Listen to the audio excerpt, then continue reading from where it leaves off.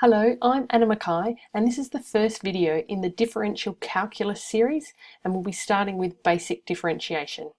Now for my students, make sure you are writing down everything that you see on all of the screens, both typed and handwritten. It needs to go into your notebooks. So here are the basic rules for differentiation. I'm going to start with the second one. Essentially, if you've got a function raised to a power, when you differentiate, you are calculating the slope function or the gradient function. We call it f dashed of x. How do you do that? You take the power, you bring it down out the front, and then you lower the power by 1. If you have a function which has a number out the front, that's fine. The same rules apply where you differentiate the function, which may mean you are multiplying a number out the front by the power that you've brought down. So they call that constant times a function. And we differentiate term by term. So if you've got one function or a term and another term, you apply the rules individually. And if you have a constant, so an add 7 or something at the end of a function, to differentiate that, it becomes 0. So essentially just disappears. So let's get on to doing some questions. So there's quite a bit of different terminology that can be used for asking you to do the same thing. And I've got a few written here. So the first one is differentiate. So that's what it's asking you to do. And what that means is apply these rules. So our function f of x is equal to 7x. So to differentiate, we write f dashed of x. We don't say f apostrophe x, it's f dashed of x. And we look at the power here. We bring that out the front, so 7x, and you lower the power by 1. So 7 take away 1 gives you 6, and that's what we need to do. So that is the function for the gradient, so the slope of a tangent at that function at any point. But we'll get on to that much later. So the second one here, finding f dashed of x. So you may get asked for it in this terminology. Here's our function.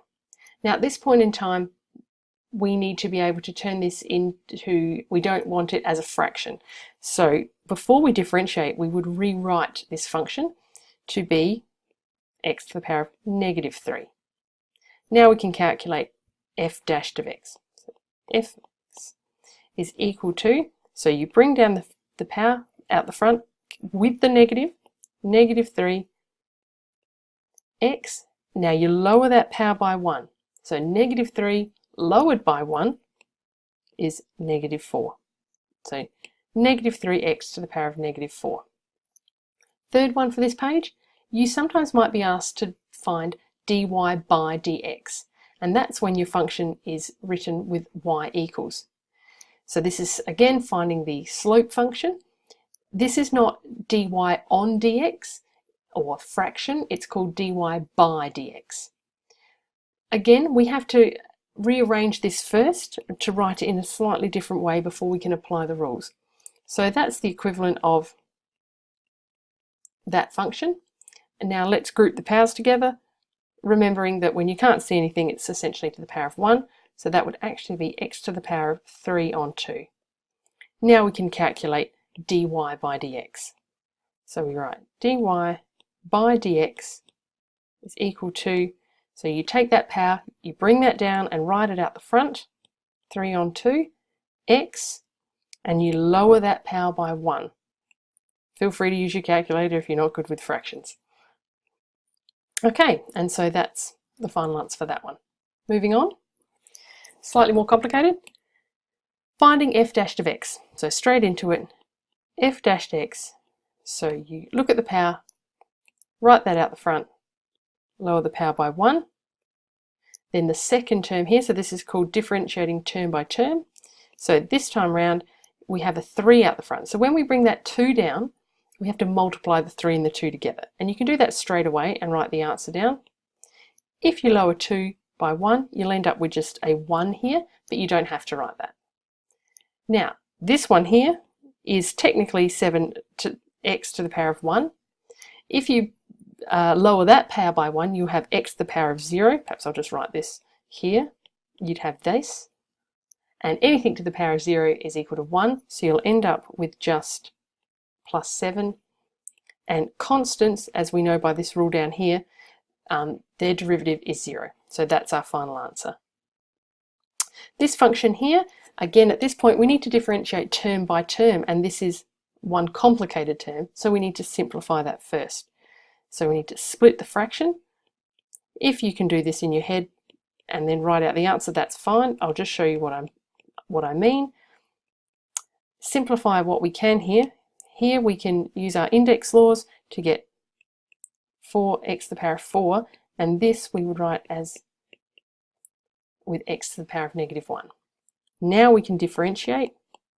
F dash of x is equal to, so here's our function over here, bring down that 4 and multiply it by the 4 out the front, 16x to the power of 3.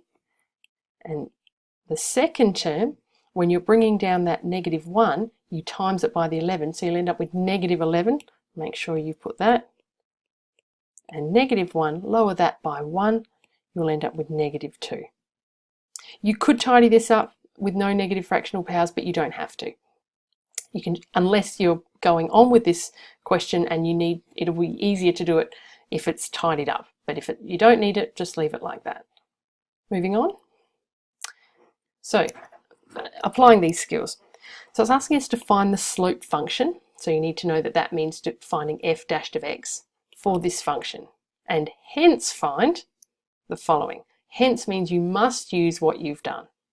So when in doubt, differentiate. So you've got your f of x there. Let's calculate our f dash of x. We have 3x squared, take 5. So using that, we now need to find the slope of the tangent when x is equal to -2. So this is the equation for the slope of the tangent at any point on this function. But we want to know what it would be when x is equal to -2. So it's just substituting that in to this function. So we'll use our terminology, our correct notation here. We are going to sub in a -2. So wherever we see an x, we're going to put a -2. You can see y brackets are essential here because you need to make sure that you deal with this negative correctly. So we've got 4 times by 3, we've got 12. Take 5. No, you don't have to write all of these steps. You could just go straight to 7. And you can leave it like that. So we've found the slope of the tangent at x is equal to -2, so the slope will be 7. Second part here, B. Find when the tangent is horizontal. So you're thinking, what is the slope of a line when it's horizontal? Well, the slope is 0. So it's sometimes handy to write that there. So we want to know, well, when is this function, the slope function, when is that equal to 0? So this time we're going to be putting that equal to 0 and solving for x. So at what point will that whole function have a slope of 0, be a horizontal line? So just basic algebra skills here. Rearranging equals 5 on 3. Solving for x, I'm just going to go over here for this.